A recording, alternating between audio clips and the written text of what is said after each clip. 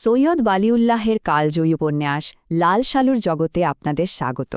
তবে এটা শুধু একটা গল্প নয়, এটা আসলে একটা ব্যবচ্ছেদ, যেখানে আমরা দেখব কিভাবে বিশ্বাস আর ভয়কে হাতিয়ার করে নিয়ন্ত্রণের এক বিশাল সাম্রাজ্য তৈরি করা হয়। চলুন তাহলে শুরু করা যাক। আর শুরুতেই একটা প্রশ্ন মাথায় আসে, যা এই পুরো গল্পের একেবারে কেন্দ্রে রয়েছে। একটা গ্রাম কি আসলেই বিশ্বাস দিয়ে চলে, নাকি এর পেছনে আসলেই কাজ করে ভয়? আমাদের এই গল্পের শুরুটা হয় মোহব্বতনগর গ্রামে, কেন্দ্রীয় চরিত্র মজিদের আগমনের মধ্য দিয়ে। দেখুন, এই মহব্বতনগর কিন্তু কোনো সাধারণ গ্রাম নয়। এটা এমন এক সমাজের ছবি যা শিক্ষার আলো থেকে পুরোপুরি বঞ্চিত। লেখক যেমনটা বলছেন, এখানে শস্যের চেয়ে টুপি বেশি আর ধর্মের আগাছা বেশি। মানে কুসংস্কার আর ভণ্ডামির বীজ বোনার জন্য একেবারে উর্বর একটা জমি। এখন সবচেয়ে মজার ব্যাপার হল মজিদের প্রবেশ। এটা কোনো সাধারণ আগমন ছিল না, একেবারেই না। এটা ছিল পুরোদস্তুর নাটকীয়, কারণ মজিদ খুব ভালো করেই জানত যে এই গ্রামের মানুষ যুক্তি দিয়ে চলে না। তাদের প্রভাবিত করতে হলে নাটকীয়তার কোনো বিকল্প নেই। তাই সে কিন্তু তীক্ষ্ণ নীরবে গ্রামে ঢোকেনি, বরং ঢুকেই ধার্মিক ক্রোধে ফেটে পড়ল। গ্রামবাসীদের দিকে আঙুল তুলে তাদের অভিযুক্ত করল একটা পবিত্র স্থানকে অবহেলা করার জন্য। তার প্রথম কথাই ছিল একটা গর্জন, আপনারা জাহেল, বেলেম। আর এখানেই তার আসল চালটা সে চালল। সে একটা গল্প তৈরি করল, দাবি করল যে এক ঐশ্বরিক স্বপ্নে তাকে আদেশ করা হয়েছে এই ভুলে যাওয়া কবরটা পুনরুদ্ধার করার জন্য। ব্যাস, এই একটা গল্পই তাকে সাধারণ একজন মানুষ থেকে মুহূর্তের মধ্যে বিশেষ আধ্যাত্মিক ক্ষমতার অধিকারী করে তুলল। চলুন দেখি এই ক্ষমতার ভিত্তিটা কিভাবে গড়ে ওঠে। আসলে মজিদ শুধু একটা মাজার তৈরি করে না, সে ভয়ের ওপর ভিত্তি করে নিয়ন্ত্রণের একটা পুরো সিস্টেম তৈরি করে ফেলে। আর এই স্লাইডটা তার কৌশলকে দারুণভাবে তুলে ধরে। খেয়াল করে দেখুন, একদিকে যেমন মাজারের তার সে বিখ্যাত লাল শালু কাপড়ে ঢাকা সমাধির গুরুত্ব বাড়ছে, ঠিক তেমনি অন্যদিকে মজিদের ব্যক্তিগত সম্পদও ফুলে ফেঁপে উঠছে। আর সবচেয়ে বড় কথা কি জানেন, এই সব কিছুর জন্য তাকে কোনোদিন লাঙ্গলের মুখও দেখতে হয়নি। এরপর সে বিয়ে করে রহিমাকে, যে ছিল খুবই সহজ সরল আর পরিশ্রমী এক নারী। বলতে গেলে রহিমা যেন পুরো গ্রামটারই একটা জীবন্ত প্রতিচ্ছবি, ধার্মিক, হার্ডওয়ার্কিং আর দুটো প্রচণ্ড ভয়ের দ্বারা চালিত। এক, আল্লাহর ভয়, আর দুই, তার স্বামীর ভয়। সে কোনোদিন কর্তৃত্বকে অমান্য করার কথা ভাবতেও পারত না। নিজের ক্ষমতাকে আরও পোক্ত করতে মজিদ গ্রামের মাতবর খালেক ব্যাপারীর সাথে হাত মেলায়। এটা ছিল এমন একটা জোট যেখানে জাগতিক আর ধর্মীয় ক্ষমতা একে অপরকে আরও শক্তিশালী করে তুলছিল।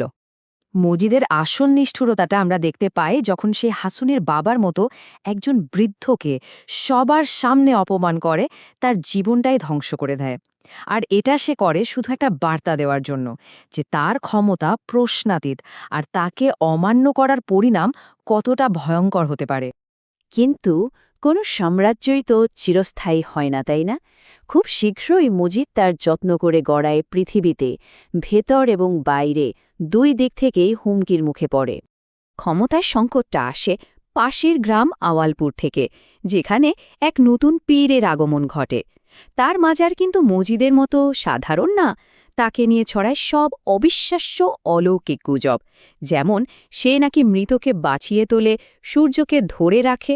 এই গল্পগুলো মজিদের সাধারণ মাজারকে একরকম ম্লান করে দেয় আর তাকে ফেলে দেয় এক গভীর অস্তিত্বের সংকটে।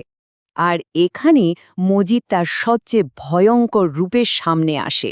শুধুমাত্র একটা অনুভূত প্রতিযোগিতাকে শেষ করার জন্য সে খালেক ব্যাপারীর স্ত্রী আমেনার জীবনকে নিশানা করে। আমেনার অপরাধ, সে শুধু সন্তান কামনায় ওই পীরের পানি পড়া চেয়েছিল। মজিদ ধর্মকে অস্ত্র হিসেবে ব্যবহার করে, সবার সামনে তাকে ক্লান্তিতে ভেঙে পড়া পর্যন্ত মাজার প্রদক্ষিণ করতে বাধ্য করে এবং সবশেষে তাকে চরিত্রহীন ঘোষণা দিয়ে তার জীবনটা চিরতরে শেষ করে দেয়। মজিদের ক্ষমতা কেবল একটা জিনিসের উপরেই নির্ভরশীল ছিল, মানুষকে অজ্ঞতার অন্ধকারে ডুবিয়ে রাখা। আর সে এর বিরুদ্ধে আসা যে কোনো কিছুকে প্রতিহত করতে একদম প্রস্তুত ছিল। এবার হুমকিটা আসে ভেতর থেকে। আক্কাস আলী নামের এক শিক্ষিত যুবক যখন গ্রামে একটা স্কুল বানানোর চেষ্টা করে, মজিদ এটাকে তার ক্ষমতার ভিত্তির ওপর সরাসরি আক্রমণ হিসেবে দেখে। এটা ছিল অজ্ঞতার অন্ধকারের সাথে জ্ঞানের আলোর এক সরাসরি লড়াই। তাই মজিদ যা করে তা হল সে শিক্ষার ধারণাটাকেই ধর্মীয় গোঁড়ামির দোহাই দিয়ে পিষে ফেলে, আক্কাসকে দাড়ি না থাকার জন্য সবার সামনে অপমান করে, আর স্কুলের বদলে একটা বিশাল ব্যয়বহুল মসজিদ বানানোর ডাক দেয়। উদ্দেশ্য একটাই, গ্রামবাসীরা যেন অজ্ঞ থাকে আর তাদের সহজে নিয়ন্ত্রণ করা যায়। ক্ষমতার লোভে মজিদ আরও একটা ভুল করে বসে। একটা অল্প বয়সী মেয়েকে নিয়ন্ত্রণ করা সহজ হবে এই ভেবে সে জমিলাকে বিয়ে করে। কিন্তু সে জমিলার শান্ত চেহারার আড়ালে লুকিয়ে থাকা বিদ্রোহী সত্তা আর বুদ্ধিমত্তাকে পুরোপুরি ভুল বিচার করে। মহব্বতনগরের অন্য সবার মতো জমিলা ভয় দিয়ে শাসিত নয়। সেই একমাত্র ব্যক্তি যে মজিদের ভণ্ডামিটা ধরে ফেলে এবং তার কর্তৃত্বকে ভয় পায় না। আর তাই সে বিদ্রোহ করে, সবচেয়ে অপমানজনক এবং সরাসরি উপায়ে, সবার সামনে। এবার চলুন গল্পের শেষ অংশে যাই, যেখানে একটা সত্যিকারের ঝড় মজিদের ভেতরে তোলপাড়কে প্রতিফলিত করে আর আমাদের এক শীতল পরিণতির দিকে নিয়ে যায়। জমিলাকে মাজারের খুঁটির সাথে বেঁধে শাস্তি দেওয়ার পরেও মজিদ যা দেখে তা তার বিশ্বাসকে নাড়িয়ে দেয়। জমিলা তার ক্ষমতার মূল উৎস, সেই মাজারের প্রতি চরম অসম্মান দেখাচ্ছে। এই এক দৃশ্যেই সে বুঝতে পারে যে সাম্রাজ্য সে বাইরে তৈরি করেছে তার নিজের ঘরেই তা ভেঙে চুরমার হয়ে গেছে। আর ঠিক এই ব্যক্তিগত পরাজয়ের সময়ে এক ভয়ঙ্কর শিলাবৃষ্টি নেমে আসে। গ্রামবাসীদের সমস্ত ফসল, তাদের বেঁচে থাকার একমাত্র অবলম্বন, চোখের সামনে নষ্ট হয়ে যায়। কিন্তু এই সম্মিলিত ধ্বংসের মুহূর্তেও মজিদ আবারও তার নিয়ন্ত্রণ প্রতিষ্ঠা করে।